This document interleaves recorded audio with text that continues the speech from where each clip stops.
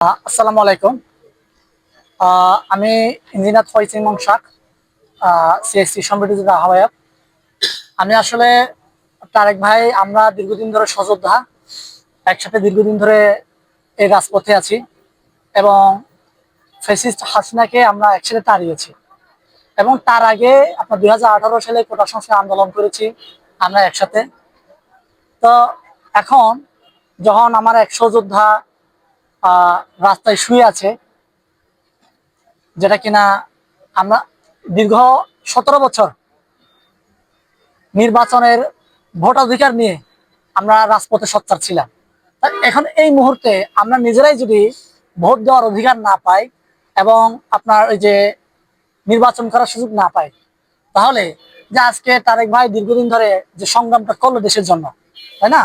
তো একাত্তরে একাত্তরে মুক্তিযোদ্ধারা আপনার সত্যিকার অর্থে যারা মুক্তিযুদ্ধ করেছে, এরা কিন্তু বাংলাদেশের সুযোগ সুবিধা পায়নি বিগত 54 বছর।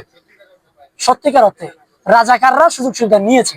এখন এই জুলাই আন্দোলনে যারা রাজপথে সোচ্চার ছিল, যারা আপনার এই যে তারেক ভাই যদি আজকে যদি শেখ হাসিনা থাকতেন দেশে, তাহলে সবার আগে তিনি ফাঁসির মঞ্চে ঝুলতেন, ফাঁসির মঞ্চে।